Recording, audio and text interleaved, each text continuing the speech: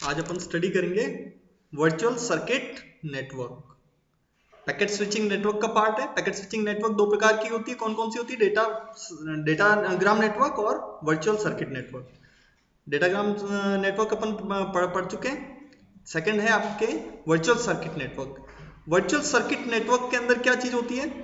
इसमें circuit switching वाला जो कंसेप्ट था उसके भी कुछ गुण हैं, और पैकेट स्विचिंग में आपने जो डेटाग्राम पढ़ा था उसके भी कुछ गुण इसके अंदर हैं। तो दोनों चीजों के गुण इसमें अवेलेबल है। इसमें क्या क्या चीजें होती है वो चीज देखते हैं। इसमें पहली चीज, तो पहला जो गुण है वो ये है कि ये 3 फेज में काम में ले लेता है। जैसे सर्किट स्विचिंग में होता है ना, सर्किट स्विचिंग में भी तीन फेजेस होते हैं। Setup phase, data transfer phase और टीयर डाउन फेज। 3 फेज होते थे उसमें, तो इसमें भी 3 फेज होते हैं। तो सर्किट स्विचिंग का तो एक गुण ये आ गया। क्या आ गया? कौन सा गुण आया? सर्किट स्विचिंग में 3 फेज होते हैं। ये पहला गुण इसने सर्किट स्विचिंग से ले लिया। सेकंड गुण है रिसोर्स का अलोकेशन। तो रिसोर्सेज का अलोकेशन जो है सर्किट स्विचिंग की तरह भी होता है और डेटाग्राम नेटवर्क की तरफ भी होता है। कैसे? सर्किट स्विचिंग की तरह तो ऐसा होता है कि इनके अंदर रिसोर्सेज का अलोकेशन सर्किट स्विचिंग की तरह सेटअप फेज के अंदर जिस वक्त रिजर्वेशन करते हैं ना, उस तरीके से भी किया जा सकता है, और ऑन डिमांड जिस वक्त जरूरत है उस वक्त भी कर सकते हैं। दोनों तरीके से इसके अंदर रिसोर्सेज का अलोकेशन हो सकता है। ये दूसरा गुण इसका। वर्चुअल सर्किट नेटवर्क का दूसरा गुण क्या है? रिसोर्स का अलोकेशन सेटअप फेज में भी होता है और ऑन डिमांड भी कर सकते हो। तीसरी चीज है इसका पैकेट। ये डेटा जो भेजा जाता है वर्चुअल सर्किट नेटवर्क में, जो डेटा है वो डेटाग्राम नेटवर्क की तरफ पैकेट के रूप में डेटा भेजा जाता है। पूरा का पूरा मैसेज एक साथ सारा का सारा नहीं भेजा जाता है। कैसे भेजा जाएगा? पैकेट्स के फॉर्म में भेजा जाएगा। पीडीयू मतलब होता है प्रोटोकॉल डेटा यूनिट। आप किस फॉर्म में डेटा भेज रहे हो, डेटा की यूनिट क्या है, फ्रेम में भेज रहे हो, पैकेट में भेज रहे हो, ये चीज होती है पीडीयू। आपने ओएसआई लेयर में भी देखा होगा। आपको ये क्वेश्चन ओएसआई लेयर में पूछना चाहिए था अगर आपको नहीं पता था। ठीक है, now come to the point. Packets के साथ लगे हेडर में उसका लोकल ज्यूरिसडिक्शन का एड्रेस लिखा होता है कि नेक्स्ट किसके पास भेजना है। क्या लिखा हुआ रहता है? नेक्स्ट ज्यूरिसडिक्शन का एड्रेस रहता है जहां पे उसको भेजना है। इसमें चौथा गुण ये होता है कि ये सेम पाथ का यूज करता है। किसकी तरह?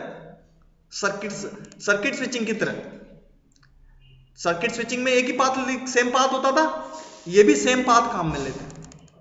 क्या काम में लेता है? सेम पाथ काम में लेता है। और लेयर कौन सी काम में लेता है? डेटा लिंक लेयर का इस्तेमाल करता है। ये सामान्यतया कौन सी लेयर काम में लेगा? डेटा लिंक लेयर काम में लेगा। इसमें डेटाग्राम नेटवर्क की तरह डेटा पैकेट्स के फॉर्म में डेटा भेजे जाते हैं। हो गया। एड्रेसिंग जो है वर्चुअल सर्किट नेटवर्क के अंदर ग्लोबल एड्रेसिंग भी होती है और लोकल एड्रेसिंग भी होती है। ग्लोबल एड्रेसिंग का मतलब ये हुआ कि सोर्स और डेस्टिनेशन का एड्रेस ग्लोबल होगा। कहां से भेजना है, कहां को भेजना है, वो क्या है? ग्लोबल। सबके लिए एक ही चीज, सबके लिए सेम रहेगा। वो तो सब जने जानते हैं कहां से डेटा आ रहा है, कहां जाना है। बीच में जो आ रहे हैं उनके लिए लोकल एड्रेसिंग होगी। तो उसके लिए क्या होगा? इसका यूज केवल लोकल एड्रेसेस जिसमें वो वीसीआई का यूज करते हैं। वीसीआई की फुल फॉर्म होती है वर्चुअल सर्किट आइडेंटिफायर। इसके बारे में थोड़ी देर बाद में मैं और डिटेल में आपको एक्सप्लेन करूंगा वीसीआई क्या होता है। लोकल एड्रेसिंग देखो, वीसीआई के बारे में आप देखते हैं। वीसीआई का यूज स्विच के स्कोप में डेटा ट्रांसफर करने के लिए किया जाता है। बीच में जो स्विच लगा रखा है ना आपने, तो उसका जो एरिया आ रहा है, मतलब वो उसका क्षेत्र का है, उस पर्टिकुलर रीजन तक, यहां जहां पे उसको डेटा भेजना है वही वाला रीजन रहेगा उसका, तो वहां तक। जब फ्रेम किसी स्विच पे आती है, जैसे ही कोई फ्रेम किसी स्विच के पास आई, तो उसका एक वीसीआई बन जाता है। क्या बनेगा? Virtual circuit identifier. एक पहचानने के लिए एक टोकन दे दिया, ऐसा समझ लो। एक कार्ड दे दिया, टोकन कार्ड, कि भाई ये आपके आइडेंटिफिकेशन के लिए, आपकी पहचान के लिए कि आप ये वाले हो। वीसीआई मिल गया। ठीक है। और जब वहां से कहीं और जाता है तो उसको एक दूसरा वीसीआई मिल जाएगा। भाई यहां से उदयपुर तक का टिकट अलग है, और उदयपुर से बड़ौदा तक का टिकट अलग है, और बड़ौदा से बॉम्बे तक का टिकट अलग है। समझ में आई बात? पर मैंने रिजर्वेशन पहले करवा दिया है। देखो डिफरेंस बताता हूं दोनों में, तीनों में। पहले वाले में यहां से बॉम्बे तक का रिजर्वेशन था, ठीक है। दूसरे वाले में सब जने अलग अलग अपने अपने हिसाब से बॉम्बे पहुंच रहे थे, तो वो क्या कर रहे थे, यहां से उदयपुर का टिकट कटाया किसी ने यहां से अहमदाबाद का कटाया, ऐसे करके सब जने अपने डेस्टिनेशन पे पहुंचे थे, है ना। किसी ने रिजर्वेशन नहीं कराया था। तीसरे वाले में रिजर्वेशन हो रहा है, लेकिन मैंने क्या रिजर्वेशन टुकड़ों में करा रखा है।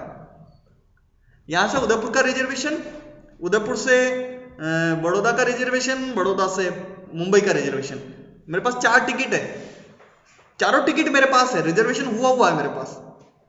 समझ में आ गई बात। तो जैसे ही मैं पहुंचूंगा, मेरा रिजर्वेशन है तो मैं पूरा का पूरा लिंक बन जाएगा मेरे पास। समझ में आ गई बात। तो जब ट्रेन किसी स्विच पे आती है तो उसका एक वीसीआई बन जाएगा, और वहां से कहीं और जाएगी तो उसका एक दूसरा वीसीआई बन जाएगा, ठीक है। तो वीसीआई अलग अलग हो, टिकट अलग अलग होगा ना। तो यहां से उदयपुर तक का टिकट अलग होगा और उदयपुर से बड़ौदा का टिकट अलग होगा, दोनों टिकट तो अलग अलग होंगे ना, तो वीसीआई अलग अलग होगा। इसमें प्रत्येक स्विच यूनिक वीसीआई का एक सेट यूज करता है। हर जो स्टेशन है वहां से जो टिकट दिए जा रहे हैं वो यूनिक होंगे, है ना। उनके ऊपर एक नंबर फिक्स होगा कि भाई यहां से जो जारी हुए हैं वो टिकट ये वाला है ना। वो सेम नहीं आएंगे कभी भी कि 2 जनों के एक सेम सीट मिल गई, है ना, वैसा नहीं होता है। अब देखो लोकल एड्रेसिंग वाला जो कंसेप्ट है वो देखते हैं अपन। आपके पास डेटा है और डेटा के साथ में क्या लगा हुआ है, वीसीआई। डेटा के साथ में क्या लगा हुआ है, वीसीआई नंबर जैसे 15 है। अब ये स्विच के पास पहुंचा है, और जब ये जा रहा है वापस स्विच से दूसरी जगह, तो उसका वीसीआई अलग है। देखो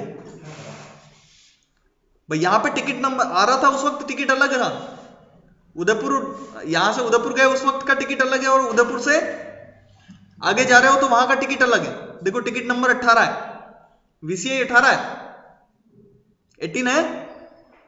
समझ में आ गई बात। ये लोकल एड्रेसिंग हुई, ये क्या हुई, लोकल एड्रेसिंग। अब बढ़ते हैं वर्चुअल सर्किट नेटवर्क के फेजेस के ऊपर। इसमें भी 3 फेज होते हैं, अपन ने डिस्कस किया था अभी थोड़ी देर पहले कि इसमें सर्किट स्विचिंग की तरह 3 फेज होते हैं, setup phase, data transfer phase और tear down phase. Setup phase में कनेक्शन का काम होगा, डेटा ट्रांसफर में डेटा ट्रांसफर का काम होगा, और टीयर डाउन में डिस्कनेक्ट होने का काम होता है। सबसे पहले लेते हैं अपन फेजेस के सेटअप के लिए। रिक्वेस्ट जाएगी, ए से बी के पास रिक्वेस्ट पहुंची, कनेक्ट करें क्या, मेरे को कनेक्ट करना है ना। फिर आपका एक्नॉलेजमेंट हो गया। आप इसको एक तरह से ऐसे समझ लो कि आपने टिकट मांगा और उसने टिकट दे दिया, रिजर्वेशन हो गया। समझ में आई बात। आपने मांगा और आपका रिजर्वेशन हो गया, बात समझ में आ गई। एक्नॉलेजमेंट मतलब स्वीकृति मिल गई, तो अब रिसोर्सेज आपके हो गए, अवेलेबल हो गए ना। अब मैं क्या करता हूं कि यहां से आपका एक एक डेटा जाएगा। देखो फर्स्ट वाला डेटा गया, देखो इंतजार नहीं करना पड़ रहा है वहां पे उसको, क्योंकि रिजर्वेशन पहले से हो रखा है। आपका रिजर्वेशन वहां पे आपको पहले वाली स्थिति में ऐसा था ना डेटाग्राम में कि इंतजार करना पड़ता था कि अगली बस कौन सी है, क्या है, आपको पता कुछ है ही नहीं, आपके पास प्लानिंग तो थी नहीं। इसमें तो पहले से प्लान्ड है सारा काम। समझ में आई बात। और रिसोर्सेज जब ये डेटा पहुंच जाएगा तो फिर उसके बाद में डिस्कनेक्ट हो जाएगा। समझ में आ गया प्रोसेस, कोई कंफ्यूजन नहीं है। चलो अब वर्चुअल सर्किट नेटवर्क के अंदर जो टेबल्स होती हैं उनके बारे में अपन थोड़ा सा देखते हैं। सोर्स से डेस्टिनेशन पे जब जाता है तो स्विच की टेबल्स में एंट्री होती जाती है। बीच में स्विच लगा रखा है ना, तो स्विच में एक टेबल बनती है। उस टेबल में वो क्या लिखता है, इनकमिंग और आउटगोइंग, इनकमिंग पोर्ट और आउटगोइंग पोर्ट भी होता है, और इनकमिंग वर्चुअल सर्किट आइडेंटिफायर और आउटगोइंग वीसीआई की जो इंफॉर्मेशन है वो स्विच के ऊपर लिख दी जाती है। स्विच पे क्या लिख देता है, 4 जानकारियां लिखता है, incoming VCI, incoming port, outgoing VCI और आउटगोइंग पोर्ट। ये 4 जानकारियां टेबल के अंदर लिखी जाती है। समझ में आ गई बात। कितनी जानकारियां लिखेगा, 4। एक तो पोर्ट नंबर किस वाले से आ रहा है, किस वाले रास्ते से आ रहा है, उसका टिकट वीसीआई, जाने वाला पोर्ट किस रास्ते से जा रहा है वो पोर्ट नंबर, और वीसीआई उसका जाने वाला टिकट। ये 4 जानकारियां उसने स्विच ने अपनी टेबल के अंदर लिख दी। समझ में आई बात? ये जानकारियां होती है, इसके आधार पे आदमी आगे टिकट वहां से वहां ट्रेवल कर पाएगा। ठीक है, अब देखो इसमें एक चीज नोटिस करो, किस तरीके से कम्युनिकेशन होता है वो देखना ध्यान से। इसमें टेबल के अंदर एंट्री देखो 115, 245, 118, 322 इस प्रकार की इंफॉर्मेशन है। अब देखो डेटा नंबर 15 जा रहा है, ठीक है, स्विच के पास पहुंचा, 15 नंबर का टिकट लेके कहां पहुंचा है? स्विच के पास पहुंच गया। अब ये कहां जाना चाहिए? देखो हाईलाइट हो रहा है, क्या हाईलाइट हुआ? 115 टेबल के अंदर देख रहा है, क्या देखा? पोर्ट नंबर 1 पे जाओ। कहां जाना है? पोर्ट नंबर 1 से इनकमिंग हुई है, आया किससे? 1 नंबर वाले से आया, नंबर है इसका VCI टिकट नंबर 15 है ना, और जाएगा कौन से वाले पे? 2 पे जाएगा, और टिकट नंबर 45। अब देखना 245 देखा। अब देखो 2 नंबर वाला पोर्ट हाईलाइट हो गया, 2 नंबर वाला पोर्ट हाईलाइट हो गया, एक्टिव हो गया। अब डेटा नंबर 1545 में बदलेगा और 2 पे चला गया। नेक्स्ट देखो डेटा 18 आया, 18 वाला आया, हाईलाइट हुआ, देखो 118 आने वाले का नाम पता चल गया आपको, जाना कहां है? 3 पे। अब देखो 3 वाला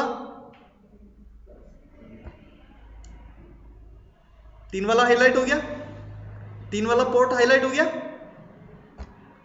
अब देखो डेटा 22 नंबर टिकट लेके पहुंच गया। बात समझ में आई नहीं आई? कंसेप्ट समझ में आया कि किस तरीके से डेटा का कम्युनिकेशन हो रहा है? क्लियर है? चलो आगे बढ़ते हैं। अब इसका एक्चुअल प्रोसेस क्या होता है? स्टार्टिंग ये तो थी पूरी एंट्री पे अगर हो जाती है, उसके बाद में डेटा कैसे जाता है। अब मैं आपको पूरा एक एक स्टेप समझाता हूं कि सेटअप फेज में क्या होता है, सेटअप फेज की रिक्वेस्ट कैसे जाती है, रिक्वेस्ट वाली फ्रेम कैसे जाएगी, एक्नॉलेजमेंट वाली कैसे जाएगी, उसके बारे में देखते हैं। सबसे पहले जैसे ही कोई आता है यहां पे रिक्वेस्ट आई, ए ने भेजी रिक्वेस्ट फर्स्ट वाले स्विच के पास। कहां भेजी? फर्स्ट वाले स्विच के पास।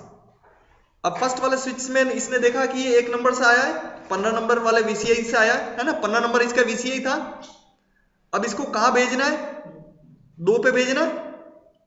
तो अब ये क्या करेगा कि इसको 1, 15 और 2 ये 3 एंट्री यहां पे कर देता है, चौथी एंट्री नहीं करता है।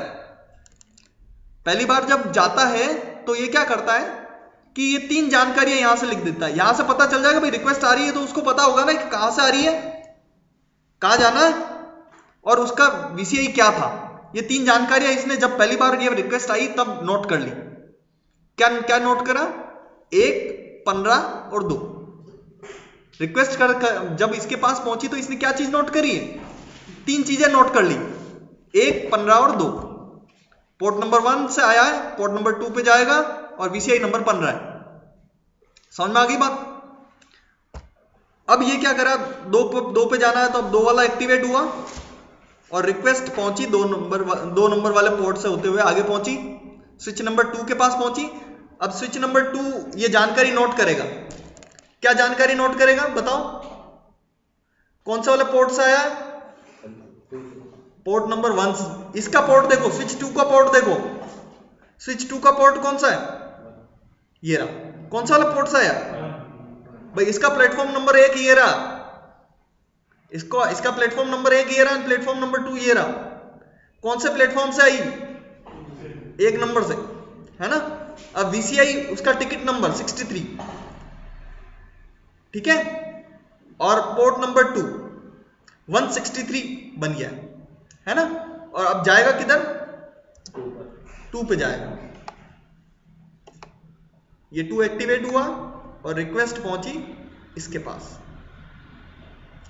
अब इसने ये अपना आइडेंटिफायर नोट करेगा, 2 से आया है 3 पे जाएगा, 2 से आया है 3 पे जाएगा, और इसने अपना वर्चुअल सर्किट आइडेंटिफायर नोटिस कर दिया, 27 नंबर डाल दिया कि भाई इसको टिकट दे दो 27 नंबर वाला। 27 नंबर वाला टिकट दे दिया, ये 3 पे रवाना, 3 एक्टिवेट हुआ, रिक्वेस्ट पहुंच गई बी के पास, पहुंच गई। अब देखते हैं आगे एक्नॉलेजमेंट। ये तो हो गया पहला है, फर्स्ट स्टेज में ये तीन इंफॉर्मेशन इसने तीनों स्विच के ऊपर लिख दी, ठीक है। अब एक्नॉलेजमेंट बी भेजेगा। जिस वक्त एक्नॉलेजमेंट भेजी जाती है तो ये जो खाली रिक्त स्थान बच गया है ना टेबल का, वो एक्नॉलेजमेंट में आते टाइम पे वो भर देगा कि इसका आइडेंटिफायर क्या रहेगा, क्योंकि ये तो आउटगोइंग वाले का है ना, आउटगोइंग वाले की जानकारी पहले तो भरी नहीं जा सकती, रिजर्वेशन तो हुआ नहीं ना। अब ये रिजर्वेशन कब कंप्लीट होगा, जब एक्नॉलेजमेंट भेजूंगा तो ये वाली एंट्री हो जाएगी और फिर आपका रास्ता क्लियर हो जाएगा, फिर डेटा भेज पाओगे। भाई अभी खाली होगा तो नहीं भेज सकते ना, भाई अभी टिकट मिला नहीं है ना। चलो एक्नॉलेजमेंट आई 76, इसने 76 नंबर डाल के भेजा है ना। अब 76 नंबर डाल का भेजा है, 3 नंबर पोर्ट से आया है, 3 देखा इसने, और यहां पे 76 लिख देगा। क्या लिखेगा, लिख दिया 76, 76 लिख दिया। देखो यहां पे 76 एंट्री हो गई है। अब ये 2 नंबर पोर्ट पे जाएगा। अच्छा किस नाम से जाएगा बताओ, VCI क्या होगा, टिकट नंबर कौन सा है, 27। VCI देखो इनकमिंग वाले का VCI क्या था, 27 था ना। अब ये 27 वाला पहुंचा है, उल्टी डायरेक्शन में जा रहे हैं अब अपन। अब देखो 27 वाले, अब यहां पे क्या एंट्री होगी, VCI कितना हो गया 27, नोट करो 2 से आया, ये 27 हो गया, 27 एंट्री कर दी। अब देखो 27 वाला आगे जा रहा है, इसने इसके ऊपर नंबर चेंज किया, 63 लगाया, 63 नंबर का टिकट दे दिया। अब ये 63 नंबर का टिकट वहां पहुंचा और वहां पे जाके अब 63 एंट्री हो जाएगी कि आउटगोइंग वाला 63 है, 2 नंबर से आया है और VCI कितना है 63 की एंट्री हो गई। अब जाएगा मतलब ये आगे कहां जाएगा, 1 नंबर पे जाएगा, ये पहुंच गया 1 नंबर के पास, ठीक है। ये पूरा प्रोसेस एक्नॉलेजमेंट का हो गया। एक्नॉलेजमेंट होने के बाद में आपका कनेक्शन एस्टेब्लिश हो गया है। क्या हो गया, अब आपका कनेक्शन बन चुका है, कनेक्शन बन चुका है तो अब डेटा जा सकता है। देखो टेबल में एंट्री चारों हो जाती है तो आपका डेटा जा सकता है ना। तो अब देखते हैं डेटा ट्रांसफर फेज। अब डेटा का ट्रांसफर होगा, डेटा नंबर 15 2 नंबर पोर्ट पे जाएगा, 2 नंबर पोर्ट पे क्या 63 नंबर का टिकट है इसका, 2 नंबर वाला पोर्ट चालू, डेटा नंबर 15 रवाना 63 नंबर टिकट से, है ना। अब यहां पे क्या चेंज होगा, अब आप बताओ मेरे को फटाफट। फर्स्ट वाला से आया है ये 63 नंबर इसका है और जाएगा कहां 227, 2 नंबर पोर्ट पे 27 नंबर का टिकट से जाएगा। चलो रवाना करो, डेटा 27 से पहुंचा। अब क्या आएगा 376, चलो 376, ये 376 रवाना। इस तरीके से डेटा चला जाएगा। प्रोसेस समझ में आ गया आपको सबको, चलो अच्छी बात है। और तीसरा फेज होता है आपका tear down phase. Tear down phase में आपकी एक स्पेशल फ्रेम रिक्वेस्ट भेजी जाती है कि हम इसको डिस्कनेक्ट करना चाह रहे हैं। कंफर्मेशन फ्रेम आ जाएगी वहां से कि हाँ भाई डिस्कनेक्ट, और उसके बाद में डिस्कनेक्ट हो जाएगा। उसका प्रोसेस यही रहेगा, उसमें टेबल की एंट्री क्या कर दी जाती है, इस प्रोसेस में टेबल की एंट्री हटा दी जाती है। सेटअप फेज में लगाते हो, सेटअप फेज में एंट्री करते हो और टीयर डाउन फेज में वो एंट्री हटा देते। क्या करते हो, टीयर डाउन फेज में क्या होगा, सारी एंट्रीज हटा दी जाएगी, तो आपका कनेक्शन डिस्कनेक्ट हो गया। अब और कोई दूसरा काम में लेना चाहे तो वो काम में ले सकता है। समझ में आ गया प्रोसेस पूरा। ये होता है आपका वर्चुअल सर्किट नेटवर्क। अब नेक्स्ट है मैसेज स्विचिंग।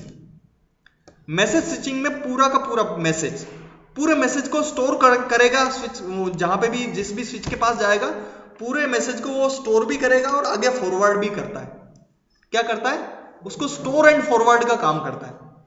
और इसका इंपॉर्टेंट जो एप्लीकेशन एरिया है वो ईमेल वगैरह है, जिसके अंदर वो ईमेल का जो सर्वर है आपका, वो आपके डेटा को स्टोर भी करता है। हाँ, वो अपने वाले उसके सर्वर पे स्टोर कर रहा है, वो तो आप खोलते हो जब आपके पास भेजता है, तो स्टोर एंड फॉरवर्ड करता है, दोनों काम करता है। ठीक है, ये मैसेज स्विचिंग होती है एंड इट्स ओवर।